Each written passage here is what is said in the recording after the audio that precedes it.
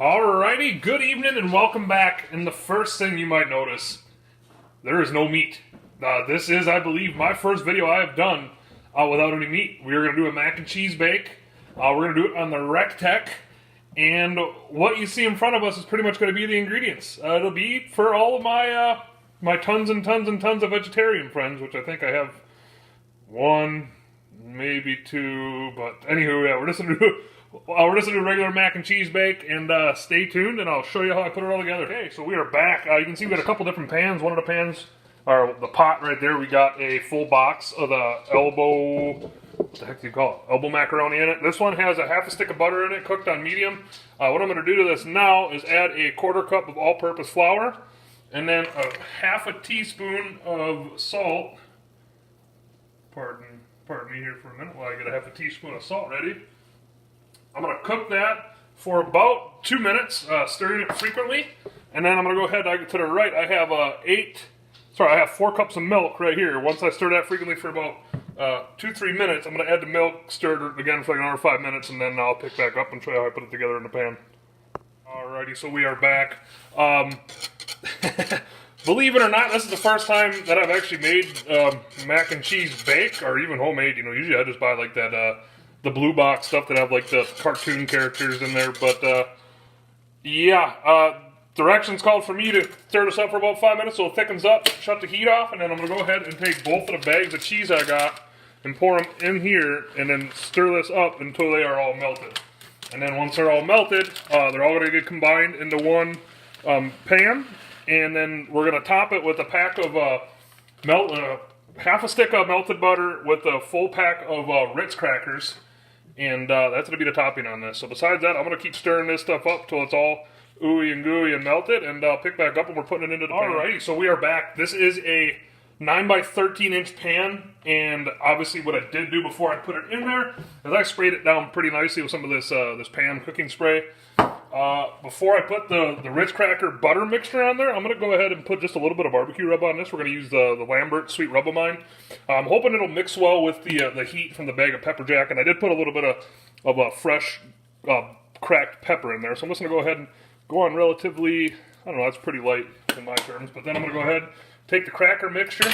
I'm just going to go ahead and sprinkle the cracker mixture all over the top of this. And this is going to go on, this is the baking sheet, this is the disposable pan.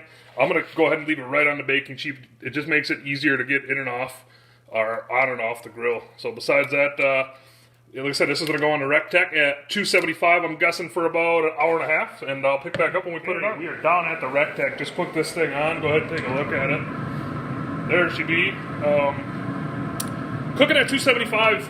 Most recipes I find online for mac and cheese bakes are all either cook at 350 or cook at 400.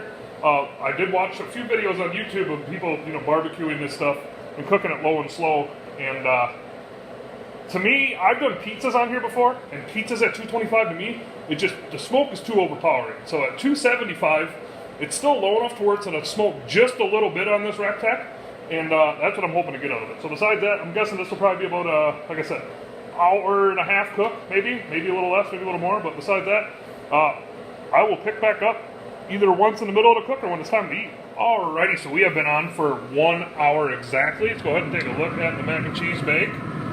And there it is. You can see it looks like it's kind of sort of starting to brown up a little bit. Still feels really, really, really loose. I don't know if that's what you want or not, but I kind of don't think it is. So we're going to let this go probably for another 45 minutes or so and then check it again. So we'll pick back up one more time when I'm slicing into it this time. Alrighty, so we are back. I actually let this thing sit on for 2 hours at 275. Just pulled it off here just a little bit ago, and I'm going to let it rest and cool off for a little bit, and I'll pick back up once it's plated up, so we'll see that. Alrighty, so we are back, and just let you know this is the second take, because I'm going to do a taste test, and then the first taste test, I could not talk, it was so hot. So I let it cool off for another 5 minutes. You can see it on the pan here on the left. I cut it into a bunch of squares, and the squares stayed together. That's what I wanted out of this mac and cheese bake. And I'll tell you, I'll go ahead and take a little taste already, or again. And here we go.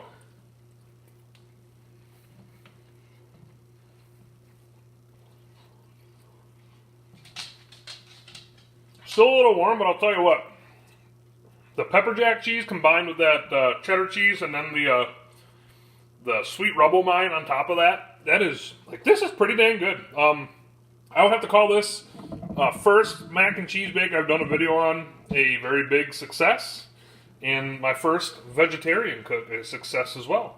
So besides that, I'm going to go ahead and eat. I will include a little post-it note at the end here of all the ingredients and cook times and such. And besides that, you guys and girls have a good night, and catch you on a flippity flop.